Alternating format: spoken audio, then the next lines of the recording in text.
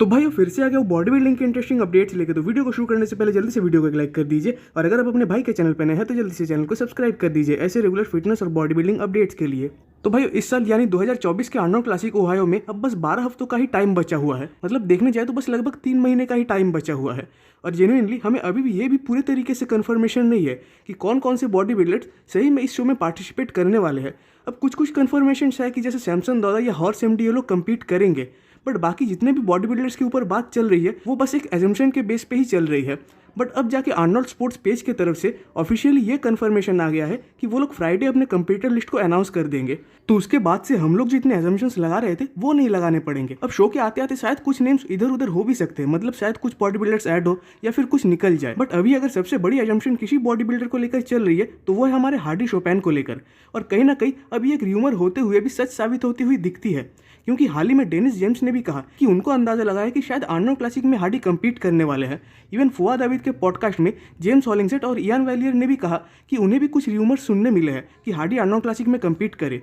और इवन उन्होंने ये कहा भी तो एक ओपन पॉडकास्ट में, जिसको कि अभी तक शायद कम से कम 1 लाख से भी ज्यादा लोग देख चुके हैं। अब इवन हार्डी की तरफ से ये फिजिक अपडेट भी आया हुआ है। और एक बात तो है कि हार्डी अब सोशल मीडिया पे कंसिस्टेंटली एक्टिव होते हुए दिख रहे हैं, और इवन वो सोशल मीडिया पे फिजिक अपडेट, ट्रेनिंग अपडेट्स और साथ ही साथ और भी अपडेट्स दिए जा रहे हैं। एंड जेन्युइनली आज से कुछ महीने पहले तक भी हार्डी का ये वर्जन तो किसी को देखने नहीं मिला था। अब शायद उन्हें भी ये फील हुआ था कि एक चैंपियन को अपने फैंस के साथ टच में रहना चाहिए, जो कि भले ही वो थोड़े लेट से ही समझे, बट एटलीस्ट वो अब उस चीज़ को करते हुए दिख रहे हैं। अब माना कि हार्डी ये सारी चीज़ें अपने लैंग्वेज में ही पोस्ट करते हैं, एंड शायद उनकी इंग्लिश उतनी भी अच्छी नहीं है, बट स्टिल उनके वीडियोस वगैरह में इंग्लिश सबटाइटल्स आपको देखने मिल ही जाएंगे। अब बात करें इसी फिजिक अपडेट की, तो पता नहीं मुझे ऐसा लगता है कि कहीं ना कहीं इन्होंने ये अपडेट बिग रैमी को पोक करते हुए डाला होगा, क्योंकि सेम कल बिग रैमी की तरफ से ऐसा ही साइड चेस्ट पोस्ट का ही अपडेट आया हुआ था।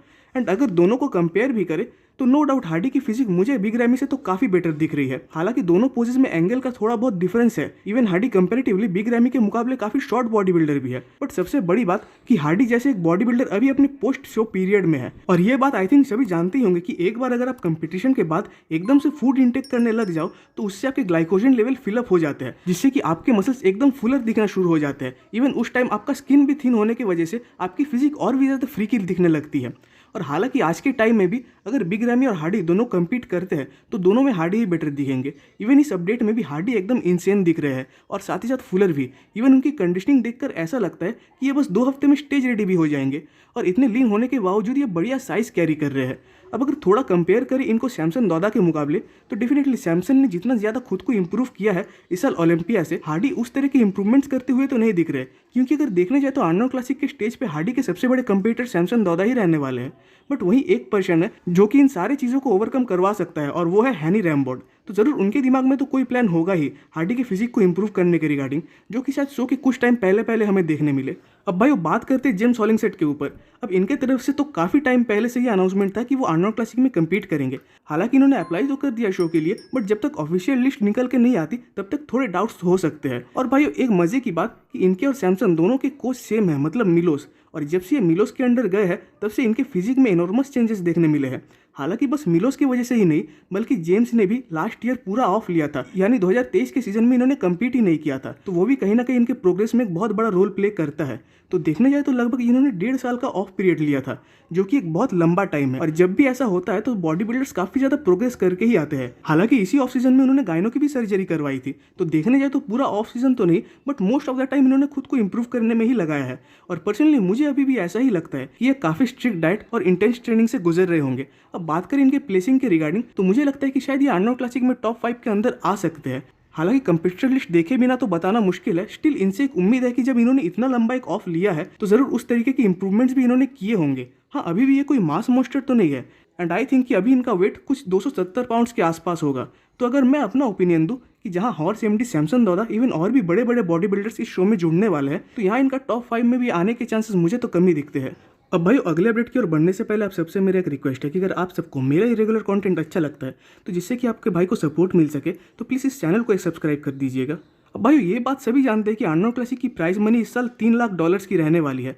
बट अब न्यूज़ ये आ रही है कि न्यूयॉर्क प्रो की जो प्राइस मनी है वो भी शायद बढ़ने वाली है, और शायद उस शो की प्राइस मनी $20,000 तक जाएगी, जो कि रहेगी ओपन डिवीजन के लिए। और साथ ही साथ विनर को एक $5,000 का रिंग भी मिलने वाला है। और आर्नोल्ड क्लासिक जैसे ही कहीं ना कहीं मुझे इस शो की लाइनअप भी अब स्ट्रांग होती हुई दिख रही है। एंड मुझे लगता है कि जेम्स हॉलिंगसेट आर्नोल्ड क्लासिक के साथ साथ इस शो में भी कम्पीट कर सकते हैं। अब बात करें कंपीटिटर्स की, तो टोनियो इस शो में कम्पीट करेंगे और उनके साथ ही साथ निक जिला भी इस शो में कम्पीट करेंगे। वैसे मिस्टर ओलंपिया के बाद अभी भी टोनियो की फिजिक बढ़िया दिख रही है, उनके फिजिक में वो राउंडनेस अभी भी देखने मिल रही है। वैसे शायद ये अपने रिबाउंड पीरियड में ही होंगे और शायद कुछ दिन बाद ये भी अपने न्यूयॉर्क प्रो के प्रेप को शुरू कर दे। बाकी वही अगर रूबियल और टोनियो दोनों कम्पीट करते हैं तो आप इनमें से किसको जीतते हुए देखना चाहते हो ये कमेंट्स में जरूर बताइएगा। अब भाई गुड वीटो की हर्निया सर्जरी हो गई है कंप्लीट और सब कुछ ठीक रहा, तो उम्मीद है कि जल्द से जल्द वो रिकवर हो और अपनी ट्रेनिंग पे वापस आ जाए। अब वीटो ने अभी भी अपना प्रो डेब्यू तो नहीं किया है। अब माना कि इनके जैसे काफ़ी प्रो बॉडी बिल्डर्स अभी अपना प्रो डेब्यू करने वाले हैं, बट इन्होंने अपने हाइप को जिस लेवल पे सेट किया है वो आम प्रो बॉडी बिल्डर से तो काफ़ी ज़्यादा है। और नो डाउट आने वाले टाइम में ये भी टॉप बॉडी बिल्डर्स के लिस्ट में आएंगे, जिसमें से सबसे बड़ा रीज़न है इनके साइज़ का। और डेफिनेटली 2024 में वीटो के ओलंपिया में क्वालिफाई होने के मुझे बहुत ज़्यादा चांसेस दिखते हैं, और सिर्फ क्वालिफाई ही नहीं बल्कि एक बढ़िया प्लेसिंग पे भी आ सकते हैं। और ऐसी लास्ट अपडेट है भाई रॉस पैट्रिक की तरफ से। अब इनका फिजिक अपडेट आया हुआ है जिसमें कि ये स्टिल अभी भी अपने ऑफ सीजन पे ही चल रहे हैं, और इस अपडेट में आपका नज़र तो सबसे पहले इनके क्वाड्स पे ही जाएगा, क्योंकि इनके साथ सीन ही कुछ अलग है।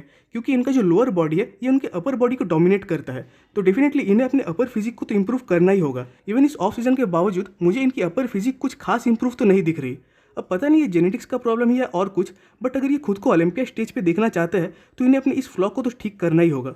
तो भाई आज की वीडियो ये पे खत्म होती है। कमेंट्स में जरूर बताइएगा कि आपको वीडियो कैसा लगा। वीडियो अच्छी लगे तो वीडियो को एक लाइक कर दीजिए और नेक्स्ट वीडियोस के अपडेट सबसे पहले पाने के लिए चैनल को सब्सक्राइब कर दे और बेल आइकन को प्रेस कर दे।